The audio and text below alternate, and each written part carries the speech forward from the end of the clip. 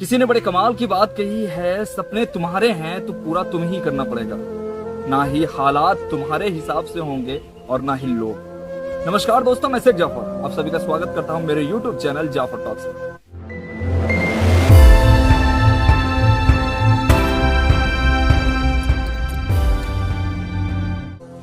ये कहानी दो दोस्तों की है जो मछली पकड़ने के लिए एक नदी के किनारे बैठे हुए थे।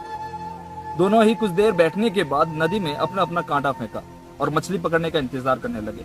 इतने में दोनों दोस्त बात कर ही रहे थे कि जो पहला दोस्त था उसके कांटे में एक बड़ी मछली लगी और उसने उस मछली को निकाला और अपने पास जो रखे हुए डब्बे में रख लिया। तो जो दूसरा दोस्त था वो उसे देख रहा था। उसे देखने के बाद सोचा कि चलो कुछ देर बाद मेरे यहाँ भी मछली आ जाएंगे, मेरे कांटे में भी मछली आ ही जाएंगे।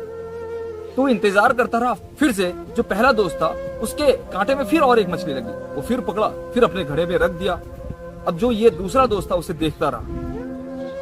तो ऐसे करने के बाद कुछ समय बीतता गया और उस दौरान में ये जो पहला दोस्त था उसके कांटे में छोटे छोटी मछलियां भी आने लगे और दूसरा दोस्त जो था घंटों इंतजार करने के बाद भी उसके कांटे में एक भी मछली नहीं है। तो इतने में जो पहला दोस्त था अपने दोस्त से कहने लगा कि दोस्त एक काम करो, मेरे पास कुछ मछलियां हैं, ये तुम ले लो।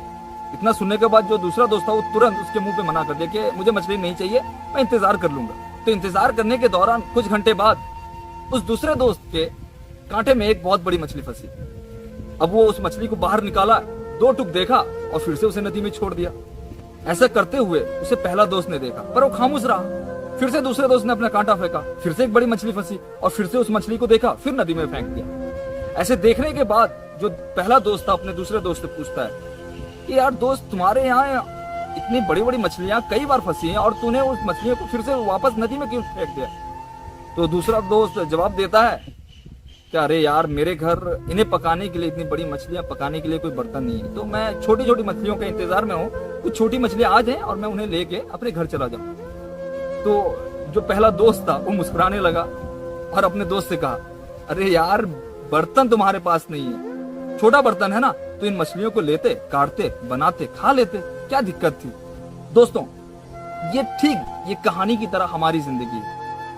हमें भी कुछ लक्ष्य हासिल करने के लिए छोटे छोटे लक्ष्यों के साथ काम करना पड़ता है। हमें अपॉर्चुनिटी मिलते हैं, हम उस पर काम करना चाहिए। हमें केवल ये सोचकर नहीं बैठना चाहिए कि एक बार में ही बड़ा लक्ष्य हासिल करें। छोटे छोटे लक्ष्यों के साथ चलें और अपना बड़ा गोल, जो बड़ा एम है, उसे हासिल करें।